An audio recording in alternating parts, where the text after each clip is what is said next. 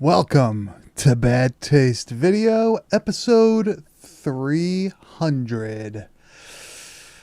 Oh, yeah, the intro.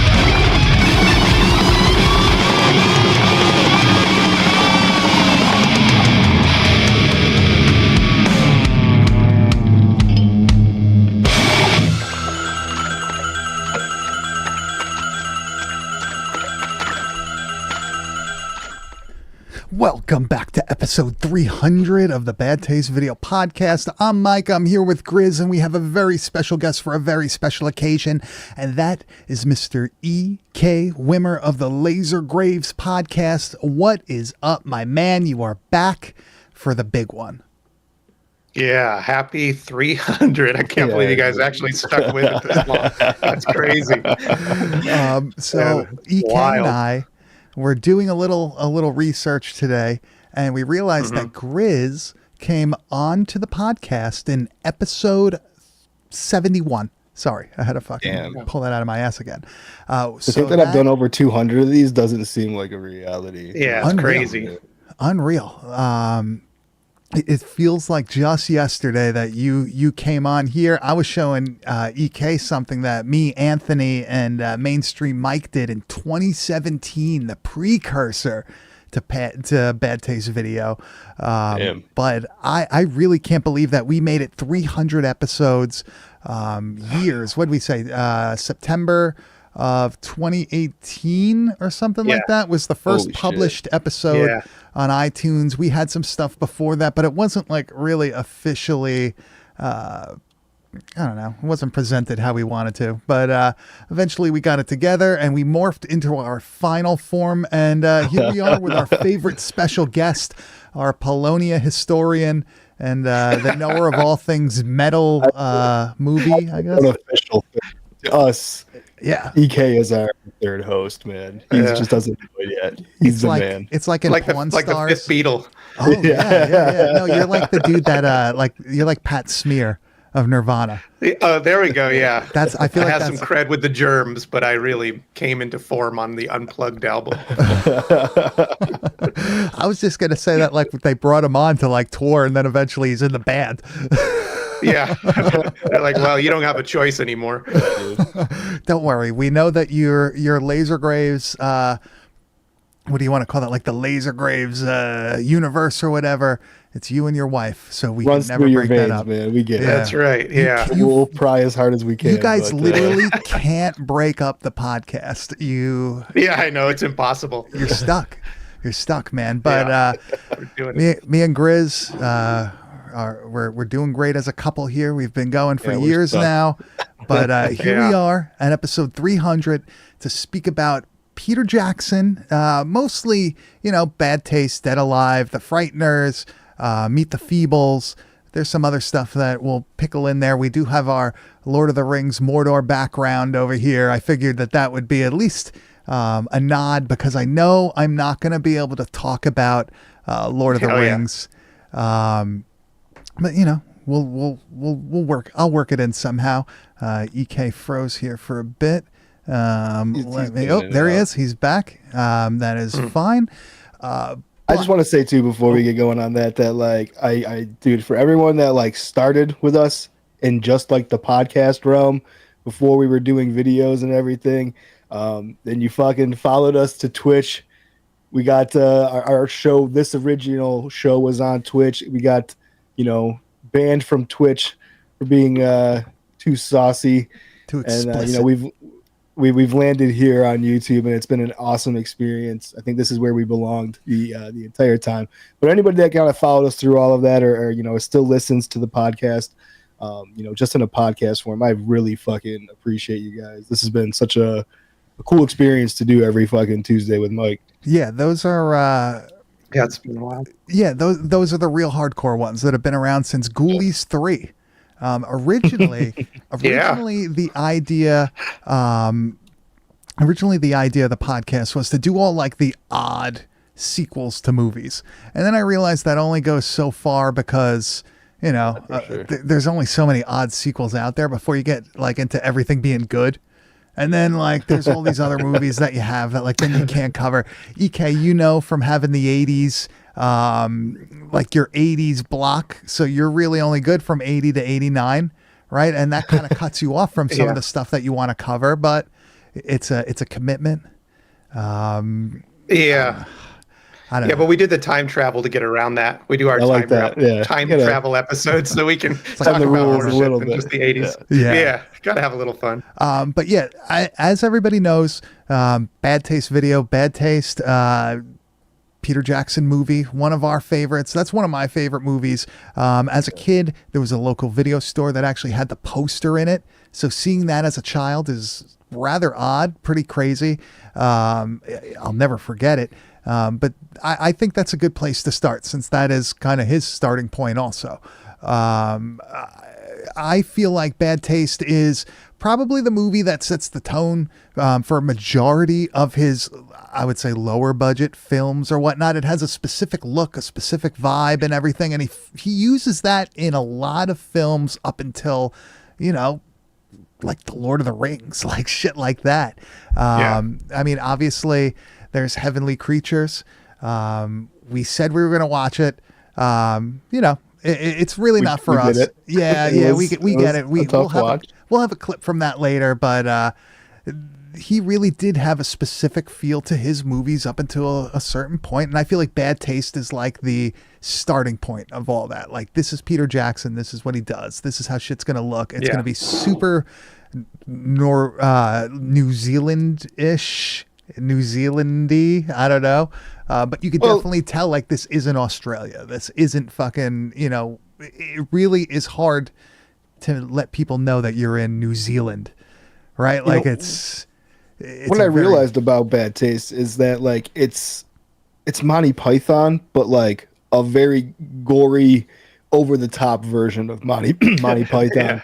So I think that's what like I'm really endeared by, and why I've kind of fallen in love with his movies is for his love, of Monty Python and everything. It really does translate quite a bit in everything that he makes. Even I think some of the stuff that was more serious, there's elements of that, those gags and stuff still in there a little bit. Of course, all his movies have, if there is something serious in it, there is something that'll kind of make you like, oh, like it'll make you chuckle a bit. Like he does kind of temper everything. It's never really a straight downer film. There's always good shit in there too. He's one of the few directors that has managed to bridge the elusive comedy and horror together in a really effective way through multiple films.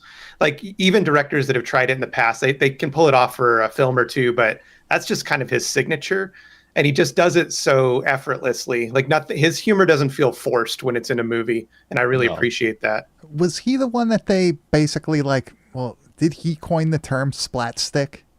Was that him who first said that?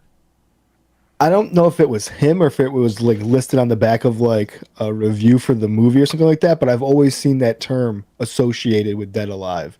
Yeah. So with Bad Taste, Grizz, you want to give us a short synopsis of what Bad Taste is about? I mean, aliens are here to fuck things up, and we got to stop them. They want to eat us. They want to eat us. That's it, man. Yeah. Intergalactic fast food chain. Yes. Quite the idea. What's the guy's name? Colonel Crumb, right? Is that's the main the Lord Alien, the bad alien, the badass, the King Alien, if you will. Yep. And they have all these minions that are running around doing his bidding, trying to kill and capture people for their bodies. I guess. And all those people are the best characters. Those little like side characters that like you fucking see Yeah. throughout the movie. Those are just they're so Dude, funny. The one that's like eating the guy's head. Oh that- man, the guy that Peter finds Jackson. yeah, the guy that finds Peter Jackson eating the fucking guy's head Yeah, is one of my it's awesome. favorite characters. To be honest with you, We actually have that clip. What a coincidence. Is he like a Guy's tax guy, the right? best. He's like a tax man of some sort. yeah, he's like going door to door and shit. The roadkill. Right? Like he looks over, just like eating a guy's fucking head. Oh, it's the fucking best. It's Gosh, it's like man. it's extremely graphic for a movie. Yeah. It's like this popular, I guess you could say, right? That's this well known. It's pretty awesome. It's really cool to You know see. I wish I saw this when I was really young. I didn't see this until maybe like high school or something. But You know what I love about it? It's the angle of the slice of the head. That it wasn't like a fucking clean, like, oh, here's a perfect little bowl. You know, it's like a rough cut, and he's just fucking eating out of it. That's what it's a small detail, but it's nice. I Yeah. liked it. I like that there's like, it looks like cottage cheese or something that he's eating out Oh, of yeah, there. there's something, some big Right, it's blob all of white yogurt and or some stuff, shit in yeah. there. But the movie is filled with gags like that. People eating guts and shit and things exploding out of people just cutting others in half. There's The vomit scene, man, where they mold the head so that they can just have a continuous flow of vomit. It's man, that scene is amazing. and Well, and I think that's a good point that Peter Jackson does so much in these first, his like, splatter trilogy, I guess you would call him or whatever. He does Yeah. so much like amazing tricks and special effects work. The miniatures in both fucking Bad Taste and Dead Alive, the miniatures in those movies are just absolutely fucking incredible. But his puppetry and like the things that he's able to make, like to pull off a movie like Meet the Feebles and stuff like that we'll talk about, his like abilities is like never ending. It seems like for like making movies, his heart must be like so fucking into it. well, that's Yeah, that's his why it's- ability is like, it's his knowledge of every facet of the film is really what's crazy, because he didn't just sculpt and design the alien. He molded the mold, Yeah. and then he put in the little wirings so that the lips would move and the head would move. He built the crane system by hand to make the crane shots and the tracking shots. That He built is the fucking guns crazy. by hand. I mean, every single detail. I was thinking about it today, and I was like, we didn't live up. There was no internet in his time.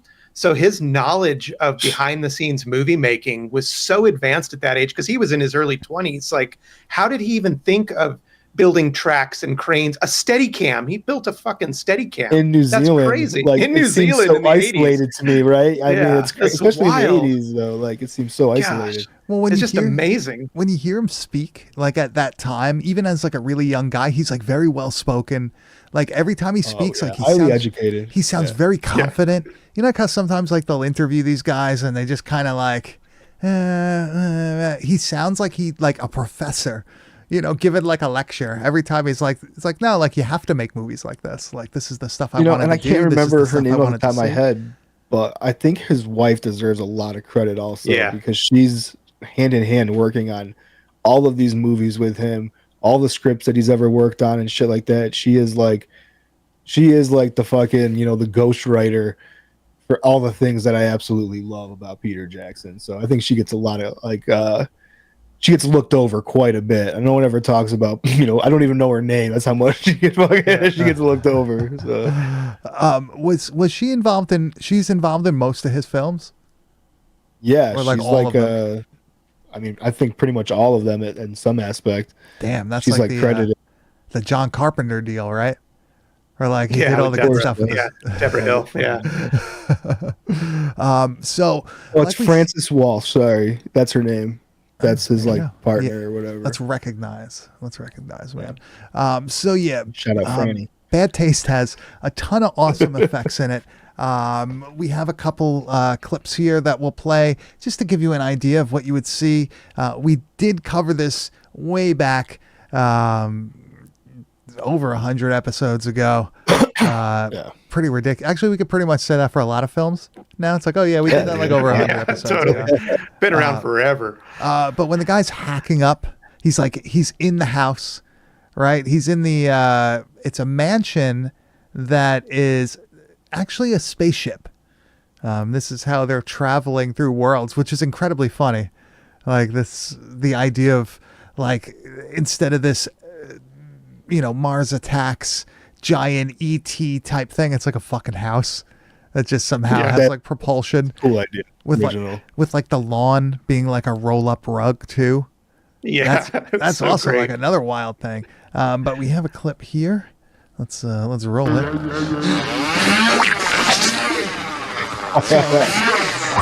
Yeah, so Harry Potter is going through the house, fucking people up with a chainsaw, and you see him hacking off pieces of the body, and eventually he bisects the body. But you see like inside, like where the pelvis would be, and like the intestines and stuff.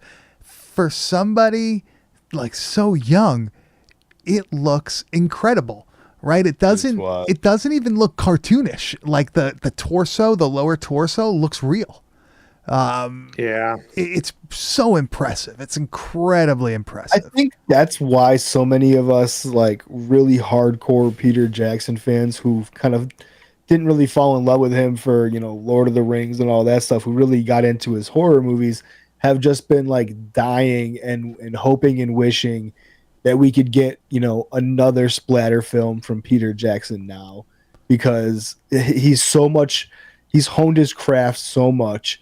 To see what he could do at this stage of his career with like this kind of content would be, because I know he wouldn't just like cheap out and go fucking CGI. Like I would really hope he'd stick to his roots and fucking, make something, a love letter to people like us who kind of like got into him for this reason. What about a remake of Bad Taste?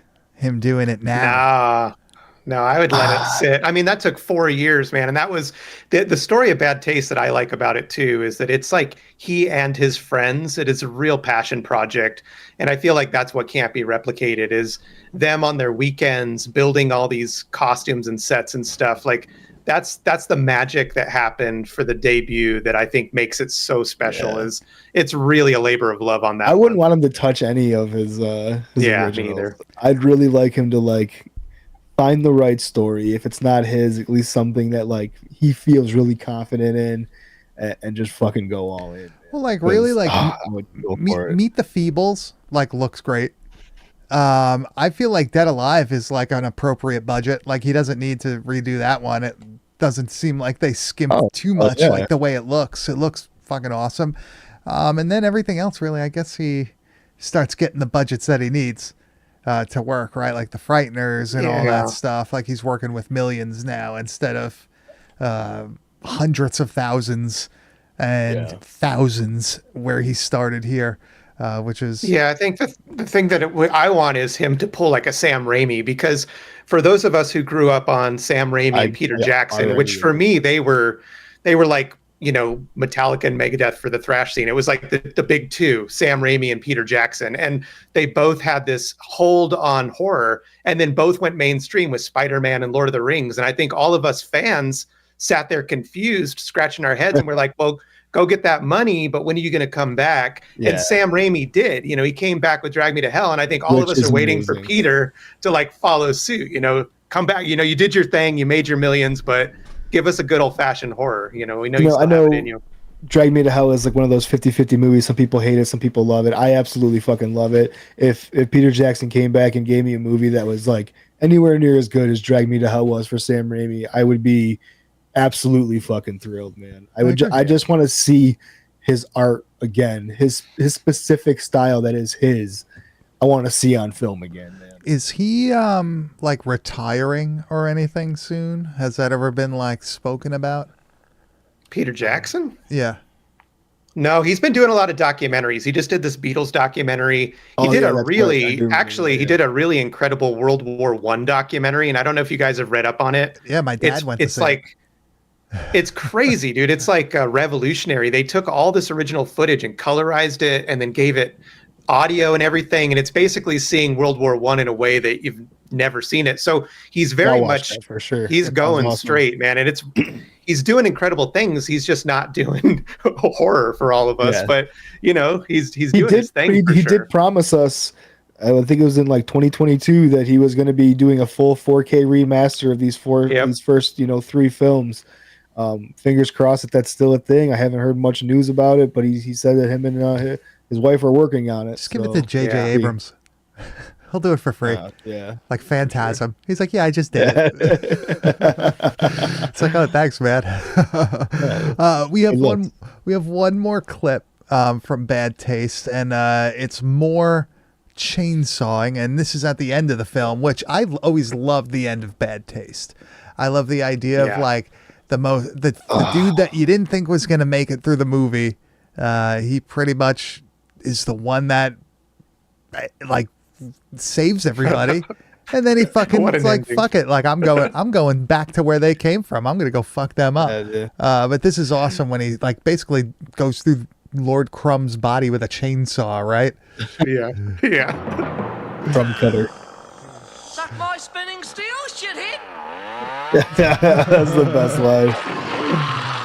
He like dives out of the ceiling and like through his skull.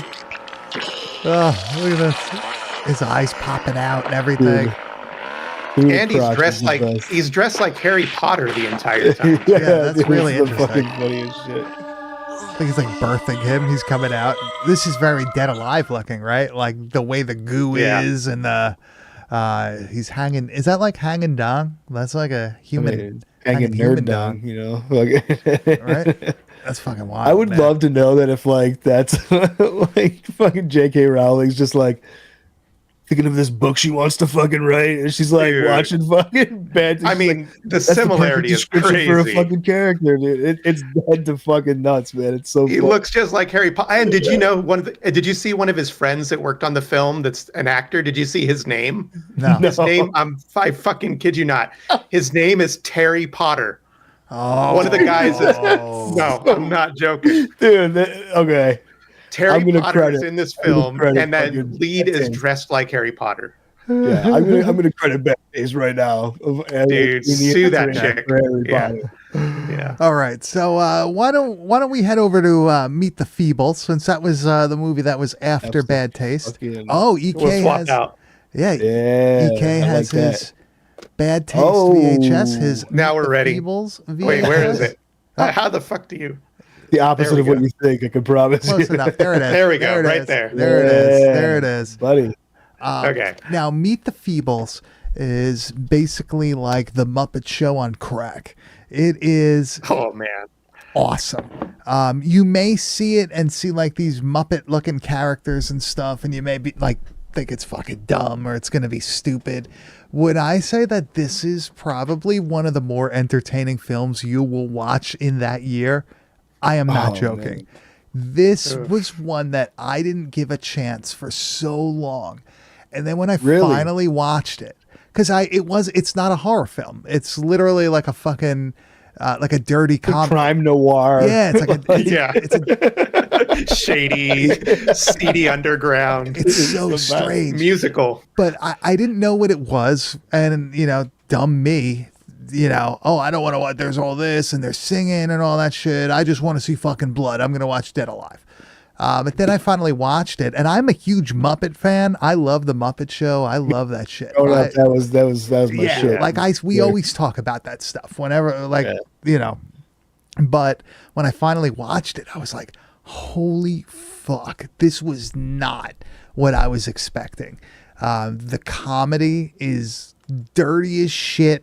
It's like raunchy as hell.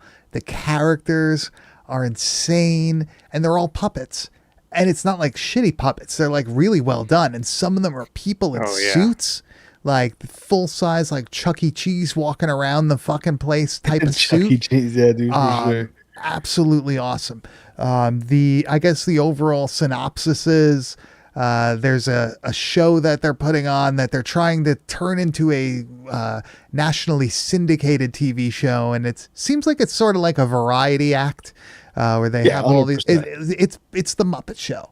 It's basically that, and our main character is a giant hippopotamus, and her career is on the downslide, and there's big repercussions for that. There's also all these... I absolutely love the alligator junkie who's like the knife thrower. Oh, the Vietnam the vet. Vietnam vet. Yeah. And he's getting drugs from the rat who's shooting porno on the side. With full like Muppet Vietnam flashbacks too. Yeah, like we get a full Vietnam recreation of the war. So it's insane. That is possibly like one. I mean, I know it's like not a funny thing. Like having PTSD and all that shit from Vietnam is not funny, but when it's like a Rizzo the Rat, like a dark version of Rizzo the Rat. Giving drugs to this fucking alligator who's a knife thrower, who kills his assistants because he's not high from this whatever drug he's doing. It is fucking hilarious. It is so fucked up. Yeah. There's the fucking rabbit. He thinks he's like dying from some sort of STD, and he's like progressively looking more and more disgusting as the show, as the movie boils goes and shit on his face, dude. Oh my gosh, god, man! There's so many fucking. Grizz, okay, I pulled a certain clip though. Yes, go. Yeah. Come on. It's my absolute favorite song in the entire fucking movie. And it's kind of and it's sang by like this, like he's basically like the director of the show, right? I mean, that would be his like his role or whatever. And like he's like the director, but he wants to do his big number, and the fucking boss has already told him, "You're not doing this fucking song." But dude, he does it anyways, and you can see why. This is a beautiful song. Is he a wolf or a fox? I think he's a fox. I think he's like a fox, yeah. I think he's a fox. All right, this is a fox, all right. I don't know. Is this gonna get flagged? Who the fuck knows? Who cares? I doubt it. Come on, this is clean. That I enjoy the act of sodomy. You might call it a god, but then you might agree. This thing is like dancing at the top of the stairs that are like lit up like a. And the top of the poles there. His little dance moves I just absolutely love. Don't worry if you feel ashamed, it's been around for years. Thousands more than can be named. Dude, it's so fucking perfect. It's crazy. It's like the staircase is lit like it's the golden age of Hollywood, and there's a big musical number, and they're gonna be coming down the stairs. He's dressed like fucking Magenta from like Columbia from Rocky Horror, like with Rocky the fucking Horror, with like the sparkly hat and like jacket and stuff. The song is absolutely insane, and it goes on and it gets in your head. The chorus just fucking repeats in your head all fucking day after you watch it, dude. Yeah, you're gonna have to look that one up yourself though to see the full thing. Oh my god. Jesus you know what's Christ. crazy though about all that is that just like Bad Taste, this is the story of Peter Jackson all the way through Lord of the Rings. Is no matter what subject he's covering, he does it so passionately and well, because even though that song is crazy and off the rails, like all the music is really good. Everybody's voice is really good. All the costumes and sets are really good. Like he doesn't cut any corners on this at all. And for all, like in reality, it's a legit puppet movie. It's not like a cheap version of one. I mean, it's really well done. And that's what blows me away is like he takes everything so seriously, even though the subject matter is completely insane. Yeah, there's not a single human in this movie. Everything is a puppet. There's big puppets, there's little puppets, but everything is a fucking puppet. And when this fox is doing the musical number, you would think it's a fucking person in a suit, but it's not. It's the puppet's legs like dancing and stuff. When it goes closer, you could tell a little bit more, but when it's further back, it looks awesome. It looks really, really good. I mean, this is such a precursor to things like, what was that Sausage Party movie, or like Happy Time Murders, things like that. I mean, those kind of movies like exist, I think, because this kind of like paved the way for this kind of like, even like what was that the South Park guys did, the Team America, Yeah. even things of like that nature kind of like vibe in this same realm, and it can be horrible. Like this can be done so wrong and like fell off so flat, but just like the way, like you guys are saying, like this, the story being so not kiddish in any way, it's such a serious like crime story, and every has like these really fucking intense problems that you're witnessing and stuff. It's just played so serious that like it's different than even all of those. Like all of those are just comedies at its core, and this really isn't a comedy. I mean, it has funny parts, but it's like It's dark it's comedy. more Like, dark. Yeah, I mean, and you're pushing the comedy in some parts. It's really, I mean, there's like an assault scene from like a dog and the fucking rat and stuff that is just like, holy fuck, well, dude. even Like, the borax coke. oh, dude, the borax coke, man. Why don't you set up the scene, Grizz? Why don't you set this scene up? Dude, so the fucking boss has got these fucking other little rat bringing him his fucking his buy of cocaine, right? And he brings it in the fucking room, and he's got to try it out because he doesn't trust this fucking rat too much. And it just so happens that his one employee comes strolling in, like he's an accountant or something like that. I don't know, he's talking about some kind of like paperwork. And dude, he gets the unfortunate task of being the drug trier in this case. I've got a little treat for you. Ooh, don't mind if I do, Mr. Bleach. Is he an anteater or an aardvark? Fuck. Yeah, he snorts a huge line and his nose starts steaming, shooting out smoke. It's fucking borax. Oh my god! Look how good these puppets look. Dude, this part where that spraying and shit. Spraying goo everywhere out of his puppet nose. They look so Yep. fucking good, and they made them themselves, right? Like they made those, right? Oh yeah, for sure. Yeah, they're doing all this stuff by hand. When you see Peter talk and he's in his shop, you see all this stuff behind him, Oh, and it's yeah. all like he just knows how to make this stuff. It's crazy. Some people are just That's really just talented, amazing. man. Some people just have it. I think that's what's behind the scenes that I think that like Peter Jackson fan knows that they know that, but I think the average person doesn't understand that he's not just directing these. He's got his hand in every part of it. Yeah. And he does it with such good detail that it just blows me away. Like I even there's just elements. We were talking about Bad Taste. Like we were all talking about that documentary on Bad Taste, and even the machine guns that they're using, he built those by hand. They're not just store-bought toys. I mean, that level of detail is crazy. How do you learn that? How do you teach yourself that? Well, It's like savant level, like that dude's so dialed in. Like I can't imagine like even trying to like have a conversation with him about movies. It would be like so over my fucking head the whole time. speaking of machine guns, what about the ending sequence, or right before the complete ending, I guess, of Meet the Feebles, when the hippo woman goes postal, basically. I guess at that time you'd call it going postal. That was the time for the postal. And she has like a military grade, like heavy machine gun, and she just starts shooting all the other cast members of the show.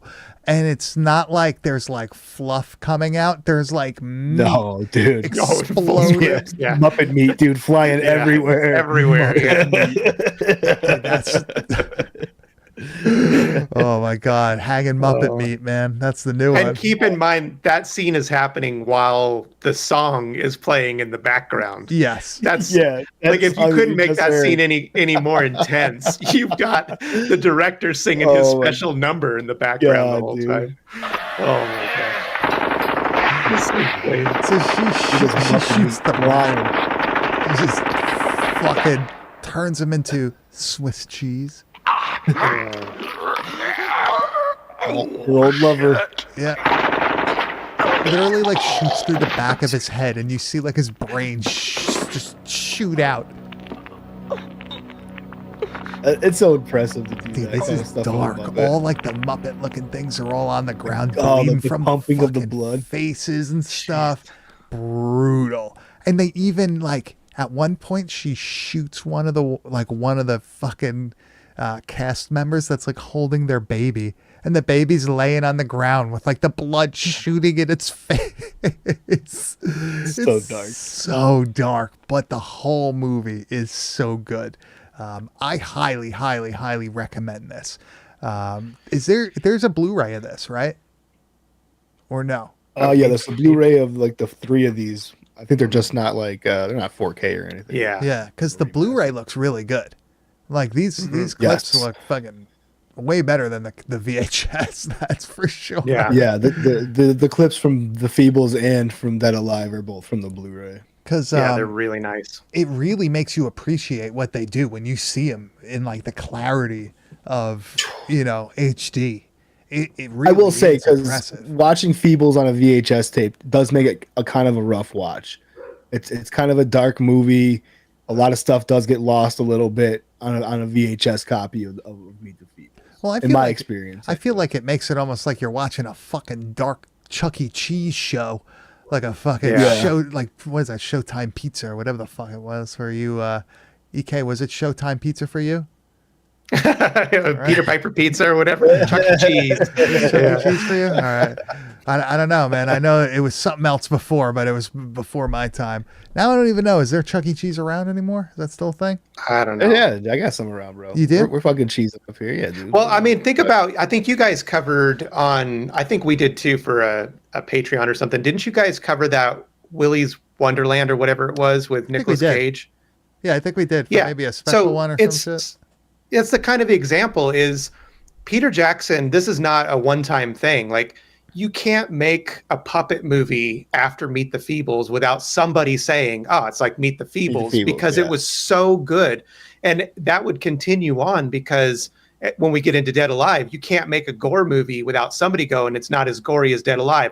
And when you get to Lord of the Rings, you can't make a epic old world battle without being like, well, it's not quite Lord of the Rings. Like, to have one guy be able to be in the conversation for years and years because of his films says a lot. And Meet so the Feebles, Meet the Feebles always comes up. If there's a puppet in a movie and it's, a little cultish, it's going to be like, it's like Meet the Feebles. It'll Yeah, always I get agree. referenced. Yeah. I 100% agree. Anything that's not like a straight played Muppet is, it's like It's going to be Meet the Feebles. Yep. Yeah. It's going to be that. Yep. It's Anytime crazy. a puppet has a dick and they show it, Meet the Feebles, man. That's it. Yeah, it is. Muppets doing heroin. It's going to be Meet the Feebles. Meet the Feebles. Yeah. So let's move on to the big one, and that's Dead Alive, aka, well, actually, I guess it would be Brain Dead, aka Dead Alive, because everywhere else it's Brain Dead except here, right? Yeah.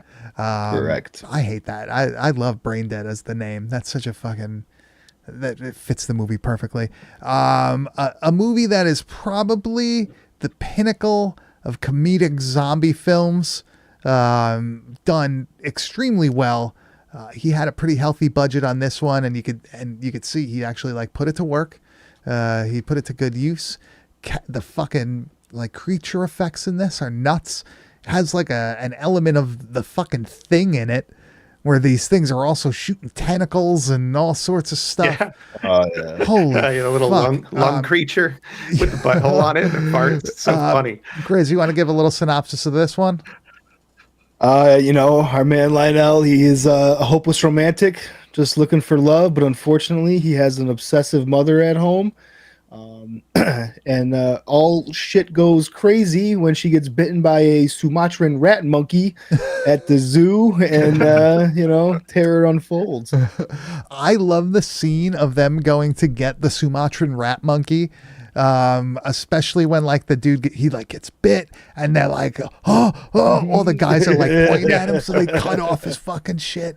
And then they see he's got like a scratch on his other arm or whatever, so they cut that off, and then they see it's on his face, so they have to cut off his Fucking head. chop his head. Dude, Yeah, great. it is such a fucking, like, if you just showed me 5 seconds of that, not even, you didn't even have to show me the characters, I could tell you that's a Peter Jackson movie just by the quality of like the film, like how it looks.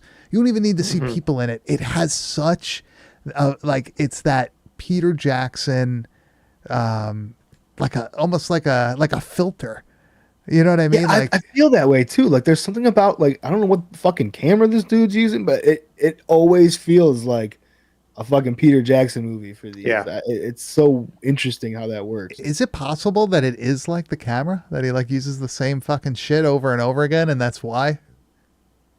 Like, Well, he also in his early films, the first three, they have this kind of 50s 40s 50s vibe too, and I Maybe think that's- it's like he creates a world. And so if you're watching a kind of strange horror and it's got that look to it, it's like, it's probably Peter Jackson, because he was setting a lot of his early films in that time period, or at least giving an allusion to that time period. Well, even Heavenly Creatures is a story that happened in there you New go. Zealand that's in the 50s as well. It just kind of seems to be his motif at the time to do movies. Because this Dead Alive definitely feels like it's one of those weird movies where it feels current, but it feels dated from the time that it was made. Like it feels like a retro movie, but Yeah. it does kind of also feel like it could be current times when it was made in 92. So it's I don't know, fucking New Zealand's mysterious like that. Almost I never feels- can tell. it almost feels if like it's- an if it's current or alternate past. timeline. Yeah. Like Peter Jackson movies take place in like an alternate reality. You know what I mean? Like I could get behind that. Like it's Yeah. own like Jackson verse or whatever. Yeah. that's why I can see that. he's got King Kong in there and everything. That's some wild shit That's going on. maybe Peter Jackson's universe is what happened to Earth after the Lord of the Rings. That's the sequel. That's like the far out sequel, man. But Dead Alive, the bloodiest one, the goriest one out of all of these, the one with the most, I guess, noteworthy scenes, right? Like we could talk all night just about Dead Alive, which we've done before in the past, but we've taken a couple selections from here. These are some of the good ones, some of the things that kind of give you the essence of the movie as a whole. First is a clip that I posted to the Instagram just an hour and a half ago or whatever. This is the scene where the zombie baby emerges from this woman's skull. Now, I feel like this is probably, if not the most recognizable photo or just scene from the film because of how like crazy it is, and they pushed it with the marketing also, which is fucking wild. But this scene is one that I was blown away by when I first saw this film. Yeah. So Lionel's love interest, what's her name? Peta? Peta, right? Going over to this woman that she befriended this night, seeing if she's still alive. She's not really alive, I guess, because there is a zombie baby emerging from her skull by ripping her face I open. love that it controls it like a fucking Yes. And the other one's concept. fucking head is on fire. Oh man, Like, this Dude, Dude, that fucking- other one with her head lit up by the light is incredible. Like, that's one of my stupid. favorite deaths, because she just sits there with the head lit up the whole time. It's The whole, Yeah, it's like a so new lamp in cool. the room. yeah, it's just like a Gosh, that's background. so piece. awesome. This shows how fucking crazy this movie is, how gory it is. It's like you can't expect him to not do something in this movie. Like whatever you think, like, oh no, they won't do that, like they do. It's the absolute best when it comes to like gross out shit. They say it's like the goriest movie. They use the most blood of all time or something in this film. I don't know, man. I still think there's some other films out there that might beat it. Like even Really? even like off the top of my head, like fucking Das Kam Brutal Duel.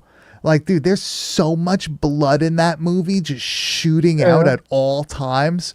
Like it's like they use like charged fire extinguishers one after another, after another, after another, after another.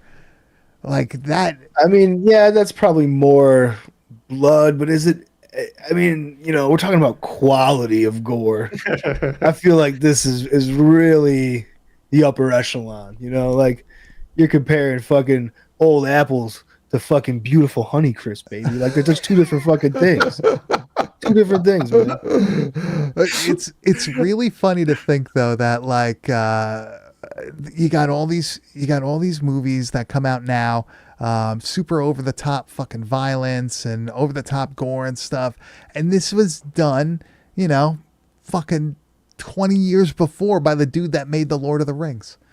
You know what I mean? Yeah, Like, that's so funny. fucking insane. I absolutely love this movie though. It's always been, this was one of the I have the DVD of this. This was another movie that I bought like a long time ago on fucking Amazon used, when you used to get them dirt cheap.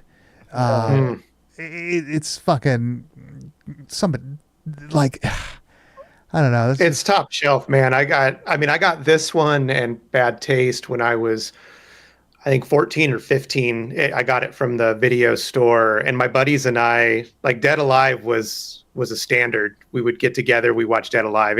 We had never seen anything like it, really hadn't since. You just grow up on that movie, and it's all these years later, every time I watch it, it's always a good watch. And I always notice things I didn't see the first time because there's just so much happening in that film.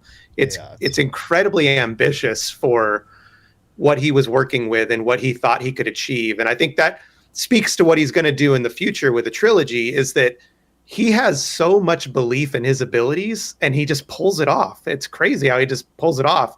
And I think Dead Alive is the perfect example where, you know, Bad Taste kind of sets the bar, Meet the Feebles raises it, but Dead Alive takes it to the top notch of creature development and costume design. And the mother at the end, when she's the giant and she's on top of the house, there is something about early 90s creature features when it was still practical effects that I absolutely love, because I watched this around the same time. You see things like the Boneyard or the Granny, and they all have this vibe to them, this creature effect, practical effect vibe that is just a moment in time in horror cinema that's never been recaptured. It's that early 90s vibe that's incredible. You know what those things kind of feel like to me? It feels like a fucking like a stage prop from like the Wall Pink Floyd fucking tour.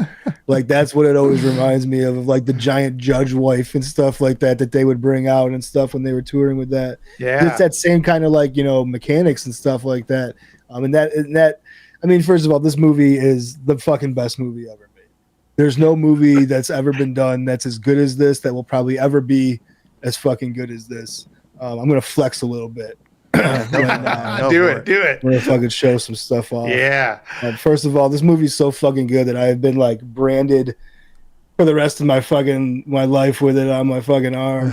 I got this fucking dope fucking skateboard from fucking Hookups. I'll put it over here a little bit. Oh yeah, that Japanese cover. That's the shit right there. I fucking down with that. That's my favorite cover, by the way. It is my favorite cover. I love it. I got the VHS there it is. Right I also have that. I forgot to bring that in here. I wish I would have. We could have been. Yeah, dude, that's the spot right there. I got best release. I'm still after that one myself. That one was good. My favorite release is this fucking French Canadian release. This cover, and I love it because of the fucking font, dude. The font, that is awesome. Font is fucking so much fun. Look at this guy just pulling this shit out. Look at it. It's gonna go all night. An original soundtrack from Germany. You got to get the fucking, good tunes on there. A couple more things here.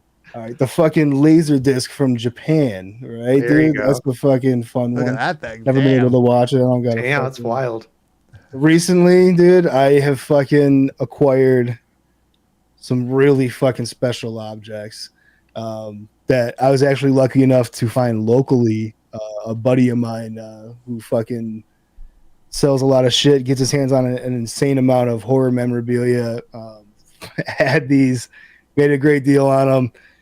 I don't know how many of these would probably still exist anymore, maybe a few, but like, so what these are is a renaming, watch along that Trimark had put on to rename Brain Dead to something different because they were going to release it in the United States and they couldn't call it Brain Dead because there was already another movie with that. So they handed out these tickets that basically would say, write your new name suggestion on the back of this ticket and hand it in. Keep your number. The number's over here and shit.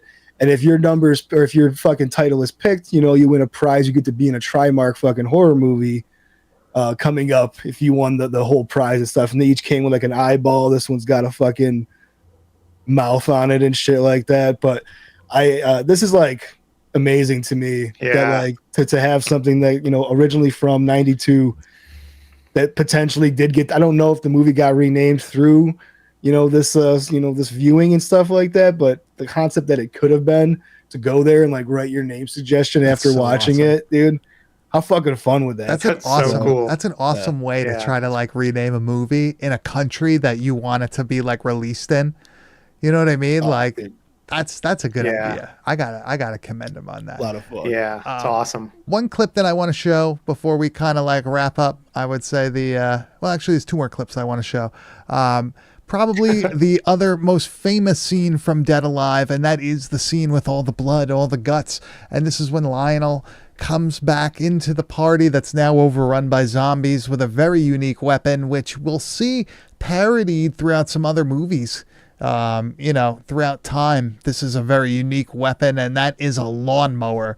No, he's not pushing it. He's holding it up and using it like a fucking shield of death. This is the most iconic fucking scene. Yeah, this is incredible. In the movie. You can't talk about the movie without this fucking scene. The head sliding in the beginning is the best part, too. Yeah. Party's over. Party's over. The music is awesome, too. This has got to be the most powerful fucking lawnmower in long time. I'm gonna tell you that. Skunky bone and everything. I don't know, man. This thing... Dude, my fucker gets bogged down in tall grass. You know why? It's too new, man. That's like one of those ones that you... That's one of those old school ones. Yeah, dude, you could push it over a fucking cement block and it would just chop it up. It never stopped. Hell yeah. I ran on fucking horse. And this movie, dude, this movie just melted my brain as a teenager. It's unmatched, you know, as far as what was coming out at that time. It was like a game changer. It changed the way I fucking looked at movies from the first time I saw it. I was like, I've never experienced. There's gory movies and there's this and that. A lot of times you like watch gory movies and the fucking stories suck and like it's just not. You're just there for the fucking gore and stuff. This one delivered for me on like a different way than most horror movies ever delivered. Yeah, I like really fucking fell in love with these characters. Lionel as like the main character is such like a doofy but lovable guy who's like trying his fucking best and like you want him to fucking break free from his fucking bitchy mom and like go with this Paquita chick and like you root for him the whole time even though he's like such an underdog like nerdy fucking guy. The whole story just kind of like pulled me in and then it was followed up with some of the best gore scenes I think that have ever been put to film. Yeah, there's been maybe some gorier stuff, but just like the mixture of the comedic with the absolute over the top gore, a fucking baby in a blender and a fucking scene, all these fucking wild fucking, you know, concepts and stuff. When that fucking baby's running through the park, that's the most ridiculous goddamn fucking thing. It's a small dude fucking running around in a baby suit. It's just it's so campy but so it's so endearing to me, man. This movie is fucking the best. Yeah, I think you nailed it there, man. Sheesh. I don't think I've ever heard you give like a monologue like that about something. Yeah, that was real fucking rules, bro. That was passion, baby. That was passion. Felt good to get that off my chest. Yeah. So one other clip. Now we don't have any clips from The Frighteners, but you could go and listen to our episode on The Frighteners because that is one of the last really good Michael J. Fox movies. Obviously, he did Mars Attacks and Stuart Little. After, I just made a phone call on accident. Obviously, he did those movies, but I just want to show the murder sequence from what's it called? Heavenly Creatures. This is pretty fucking pretty brutal. heavy. Let me. This is based on like real events and shit like that happened. Like, if you don't know, like the story is basically these two girls that kind of like have shitty lives and stuff, fall like kind of in love with each other in a sense, but like obsessed with one another throughout the schooling and stuff, and like the mother doesn't really abide by it, and like so they take it upon themselves to eliminate the fucking problem they have that's stopping them from being friends, which is this poor mother here who gets a fucking brick to the head. But this looks like a Peter Jackson movie here. Like the way A that very she, serious Peter Jackson movie. but like the way she gets hit in the head with the brick and everything. And I think at one point her skull is actually flat. Right? I think look at that. yeah, trying to pay attention to that. See if you could, because I feel like I noticed that. So she like goes down to pick up this jewel in the dirt, and Winona Ryder just hits her in the head with a brick. What a noise! The sound that she makes, dude, is what's like so like. Oh. Oh, look, it looks like a Yeah, it is flat. they're passing the brick now, and she's just beating her in the head. Hate Kate wins with Winslet. that fucking shit. Oh my god, that's a brutal sequence. So intense. Dude. Okay, Christ. On that note, Yeah. Holy cow. Yeah, so Peter Jackson, probably one of the directors that sums up our fucking podcast, besides the obvious others that we talk about frequently. But I thought it was a really appropriate subject for our episode 300. I thought it was really appropriate to also have our man E.K. Wimmer on here. But Yeah. I think before we go, we do have a Wide World of Metal for you. We'll do a brief Wide World of Metal this week because we're running a little long. But Grizz, what do we have this week? it's 300, motherfucker. We're gonna Let's run go. a little bit. Yeah. It's fucking okay, dude. Let's Just go. Chill Let's out go. here. We're fucking having a good time. All right. This week on Wide World of Metal, we are gonna talk about a fucking dude. There's something going on in the desert down there by UEK. Yeah. These fucking kids, man. Last week with blood Skinwalkers, loss. baby. Yeah, dude. Last week, fucking blood loss from Arizona. This week, fucking Cthulhu, also from fucking Arizona. Yeah. And I'm not gonna lie, whenever I see cosmic or there's spacey fucking elements with death metal, I usually fucking check out, bro. I'm fucking Really? yeah, dude. Oh, that's not for me, dude. Like, come on, that shit. But like, there's also like, I'm just so turned off by it because I think of like, oh, fucking Rings of Saturn and that kind of shit metal. So it's like I don't even want to like. Usually, I'm not into space metal. It's usually not my fucking thing.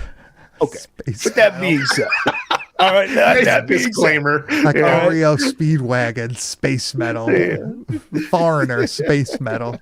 Oh boy. all right. But this band Cthulhu, space metal, spacey, I guess. The album is called Cosmic Horrors Beyond Human Comprehension. I love it. But dude, Yeah. it's old school fucking death metal, just like Yeah. Blood Loss last week. It's the same kind of fucking thing. No blood incantation either, dude. I don't fuck with that. But like it's great fucking it's just really fucking old school sounding, man. Like the vocals, although there is like a good mix, I think too, because like there's this new school like kind of like slam gore grindy kind of fucking vocal delivery in some songs too. That's like The pig squeal. yeah, dude, just kind of like, Yeah. oh, cool. This is fucking not what I expected based on everything else. Yeah. But I don't know. I sent you guys this morning. It was like, I think this is going to be the fucking one. Yeah.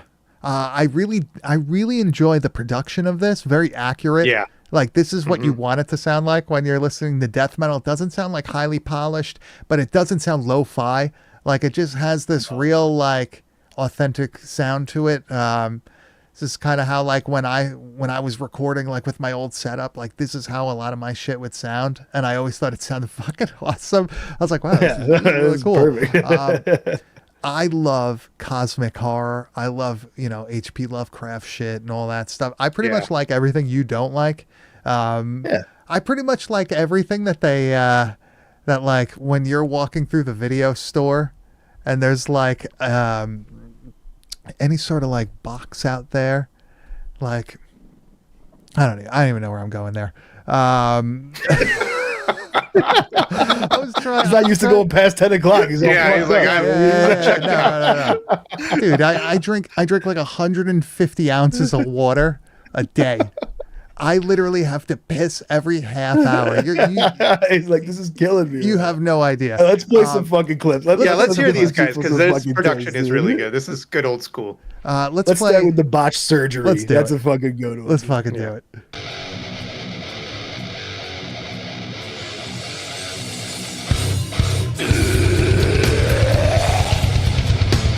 go I wrong like with the artwork of this too. I like the colorful Cthulhu.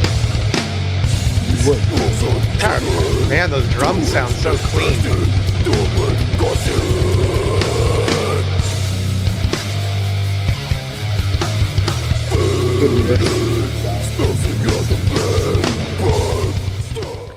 Grizz could fucking he could slam to that. He could fucking mosh, crowd kill. I could do all kinds of things to that. Dude. I could cook dinner to that. I could fuck you name it, bro. You Meal fucking come at me. prepping to that. I'm cleaning the bathroom to that. No, this really is like there's a lot of I'm not gonna say like it doesn't have the same groove as some of the other bands that we have, but like all the riffs remind me almost of Yeah, like the riffs are good. how like hardcore riffs are like Yeah. have like a groove to it. You know what I mean? I don't know. I really enjoyed this. This sounds like a band that I would probably go see live locally. The two guitar players fucking they're two guitar players, right, in this? Yeah, I believe so. Dude, they both fucking rip. Like Yeah, they you do don't some really good shit. Yeah, like you don't that- really see it a lot, but like they'll just like throw it in and it's like, holy fuck, like these dudes could actually fucking play. Yeah, the that opening self-title track. song. Yeah, in particular, that opening track has some really interesting guitar work that it's not like they just stuck with one thing through the whole track. It's like there's this whole experience that you go through. And that's what pulled me in right away. For an EP, I was like, this is a great way to open this up. That's true with other songs too. It's not a rinse and repeat, Yeah. band, which I think is fucking really important right now. There's so much of that, and it's just so easy to get into that habit. This is all like you just said, a kind of a voyage through a song. So let's do track. Let's see. We have Cosmic Horrors. That's that's a fucking Titled after the album or whatever. yeah. That's the one that has the fucking the dive bomb, right? It also has that like There's a lot of dive bombs in weird this album. intro, like floofy intro where it's like, oh, this is gonna be a pretty song, and then it fucking comes in all heavy on you. Yeah.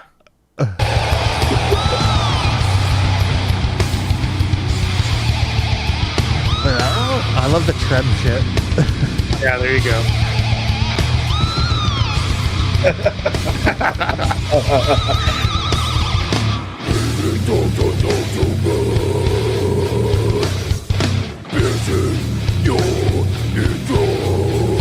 So good, fucking old school death metal. Yeah, definitely.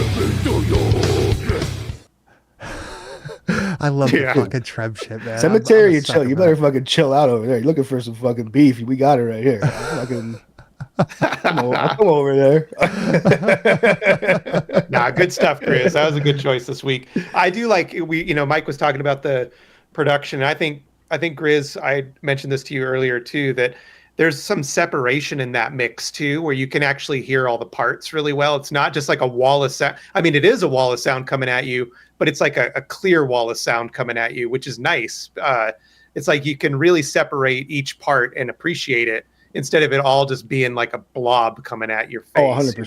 So that's what like I the was really production. impressed by, is like, if you're into the bass or you're into the drums, you can sit there and really hear each part That's clearly. the best And I part like of that. any metal Yeah, album. We can separate yeah. it out. really You good. got to play the fucking I was gonna poser say that. disposer. Now we got to play Yeah, Poser yeah, yeah. Disposer. Great name. This is EK shit right Fuck here. yeah, dude. I love There it is.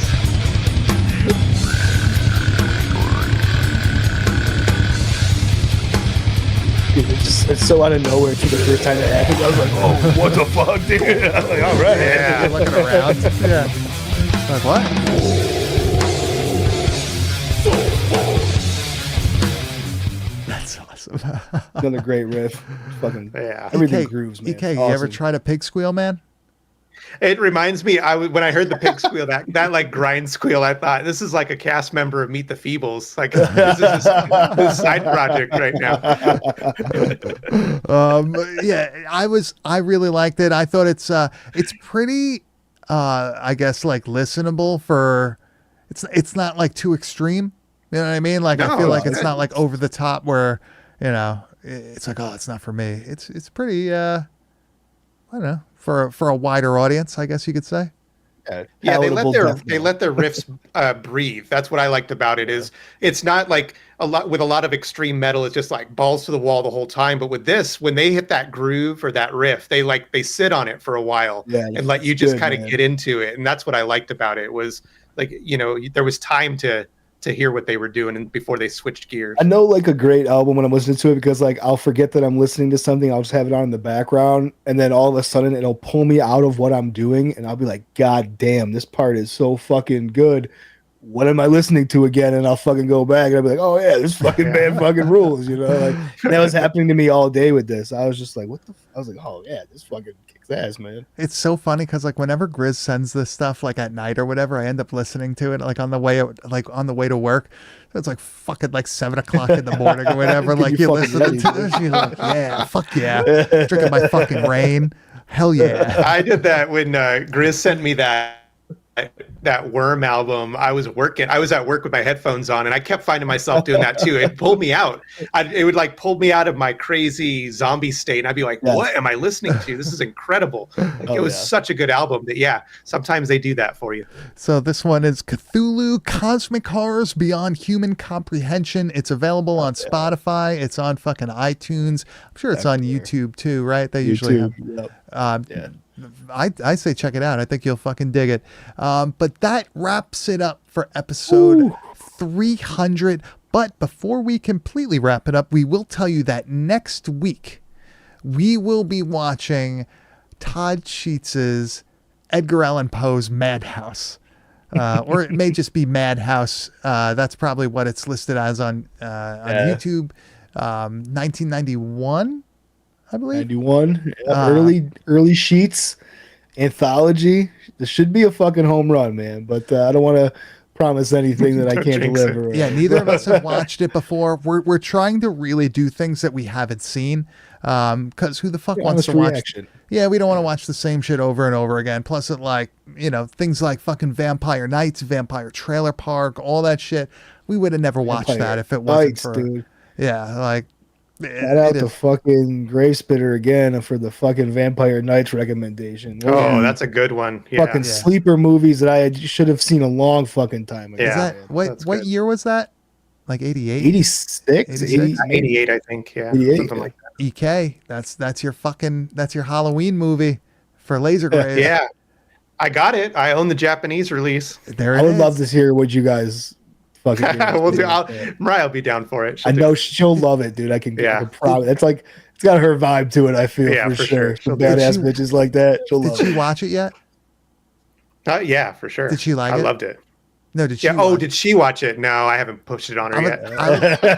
Right for the right time. I would like to see what she says because compared to us, she's normal. So like I feel like she's like the that's like the test. Yeah. So, EK, where could they find you and where could they find everything that you do? You can follow our podcast at Laser Graves on Instagram or at lasergraves.com for other episodes. And you can follow my tape site for post-apocalyptic stuff at Renting the Apocalypse. And that's where I'm at. That's what I'll be doing. And come on. And Blood Relations. I'm working on a new single. I got this. I know this guy. Yeah. Sorry, I got a band too. I know this guy who's really good at mastering tracks, and I keep sending him shit. So I'm already done. Yeah. Look at that shit. Yeah. That'll be coming out soon. I got a new single coming out pretty soon. See, look at that, man. We want you to give as much promo as possible when you're on here. I'm not used to it. Grizz, where could they find you on the internet? You can find me on Instagram at Kane_enabler. And you can find me at Bad Taste Video, and you can find everything we do at www.badtastevideo.com. We record live every Tuesday night at 9 p.m. Eastern Standard Time on our YouTube channel, youtube.com/@badtastevideopodcast. We have a Patreon. We have some shit that's uploaded there that's not on YouTube, that's not available anywhere else on the internet, which is pretty fucking awesome, I guess. It's go cheap. support them, damn it. Yeah, thanks, Alan Contation, also for saying that. You goo heads, fucking.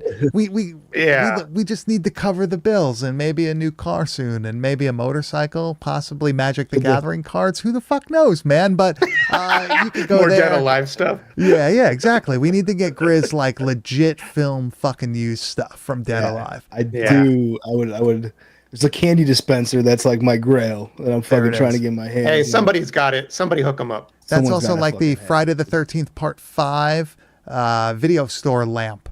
If you've ever seen that, yeah. that's something I've always wanted, but I ain't shelling out $500 for that, baby. That's You a little fucking too you much. find me one. You'll be the first to get one of the brand new hanging dong with bad taste video bumper stickers. I'm gonna be fucking making.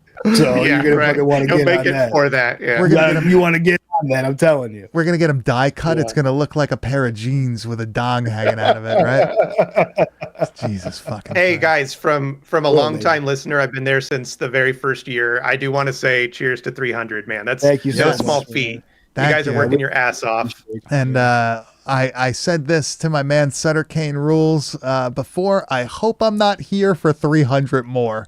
Let's end it soon. Goddamn.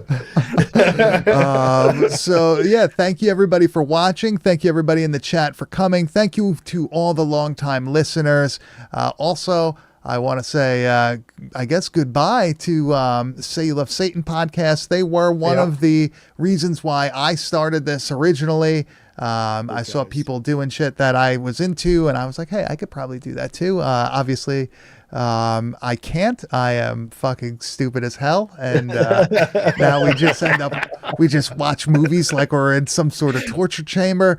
But, you know, good for them. They had a fucking long ass run. I think I saw them say 9 years, which is insane to do. And that's longer than any band I've ever been in. 9 years is fucking nuts. Actually, I think this is probably also longer than any band I've It been is in. 3 more years and we're fucking there. So if we hit Yeah. 300, it'll be That's right a around long that time. Fucking time. Fuck, man. All right. Yeah, we will see you guys next week with Todd Madhouse. Sheets' Edgar Allan Poe's Madhouse. Thank you, everybody, for listening. See ya.